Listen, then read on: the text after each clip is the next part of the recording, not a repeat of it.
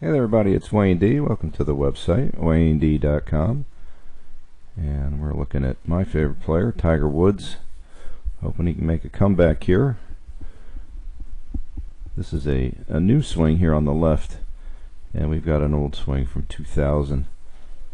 Just pulled off the internet. Hadn't seen this one on the right before. So let's play these at the speed that they're shot at. Cameras are fairly still here, so we can draw a few lines. So you can always take a measure of the camera by putting a line on something in the distance here. So let's take a look, see how the camera moves. So you can see it move to the left, and in the end a little up. So camera stabilizes about right there. And then over here on the right, let's find a tree. Check it out. Same thing. The camera moves a little bit. Alright, so we've got, like we said, fairly stable cameras. Note the similarity in posture. Always liked the way Tiger looked more relaxed and not as stiff as some, but we like that. Let's watch this. Let's watch the takeaway here. We're going to see some real similarities. So I wouldn't be surprised if Tiger was looking at these old swings. This is when he was at his peak. Even though he was still young, 2000 was a pretty amazing year. Not much difference there. Maybe a little deeper hip movement early in the swing. You can see the club face is going to look just about the same. A tiny bit more open now.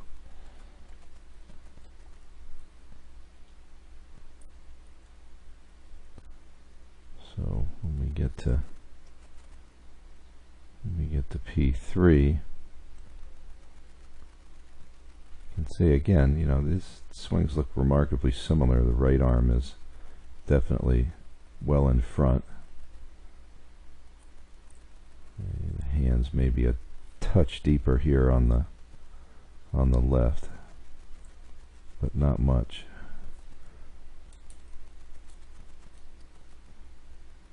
Can't really see the club face on either one of these swings as it gets out of view here, but we'll catch it again up here. So you can see a nice neutral wrist there, really nice position at the top.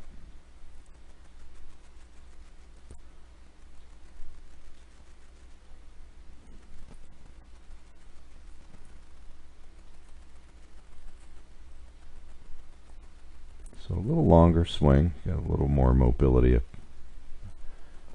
here on the right. He wasn't quite as big there, so his upper body turned. His lower body has a little less twist and depth to it, but kind of like the positioning. A little more open face here on the left, kind of like that. When we start down, you're going to see probably the biggest difference in these two swings is hand path.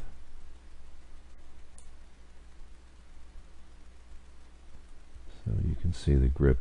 If we mark it right about when the grip end gets to the top of the right shoulder, mark the hand path as this direction here.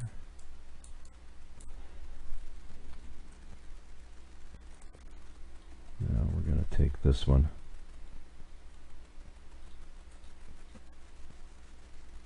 Anybody can see that's a major difference when you look at where that grip has gone here and where it's gone over here. So more out in front of him back in 2000.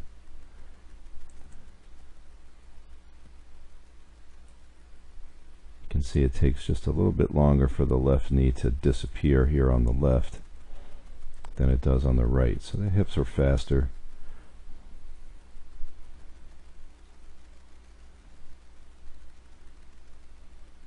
Shaft angles quite similar on the approach. I think on the right it's a touch longer club, might be a 7-iron versus a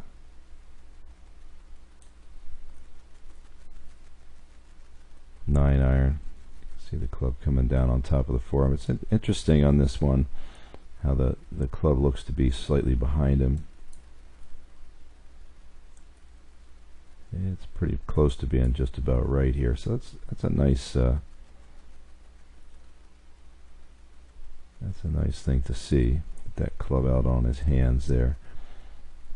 So when we're looking at the hips, you can almost, interestingly enough, even though that if you watch the knees, they're clearing a little faster here on the right, but you don't see as much left cheek. Maybe he just didn't have as much left cheek back then. It certainly wasn't as big.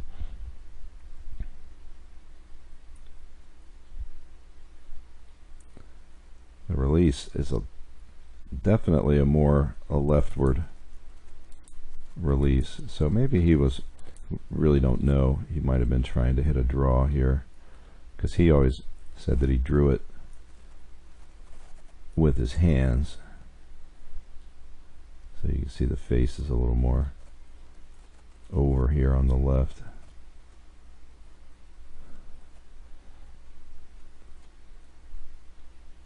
But the club's definitely coming out a little bit higher. So you can see that the release path here is a little bit more outward. So if we go back and take a look at how the club is traveling, you can see it's just slightly above the original. Remember the lines, they moved a little bit.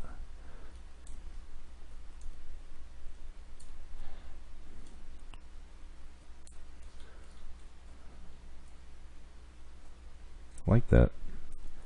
Now here's, other than the hand path, I think this is one of the things that Tiger's back issues are going to look like. You can just see it when he's done. He doesn't really keep a whole lot of that right lateral bend like he does over here. Now this is a body that hasn't been tortured.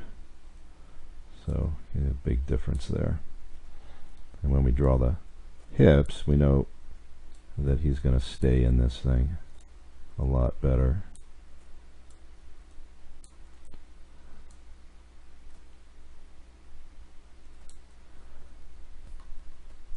And I can attest to the fact that, you know, pushing this thing back to stay in the box is, you know, when you talk about where all the back problems are, having that bend in the finish is tough. Now the whole thing, when he plays, boils down to if the hips through impact are moving more up this way, you know, to avoid that finish, that could be an issue. Certainly that he always relied on that hard clear, but he's getting in his left heel nicely.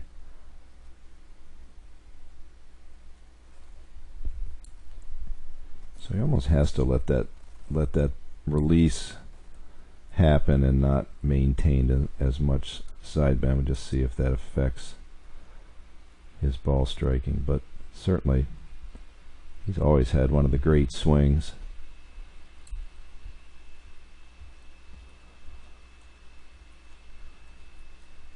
And that looks pretty darn good.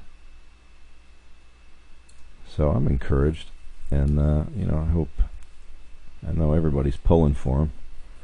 So let's hope this all works out. All right.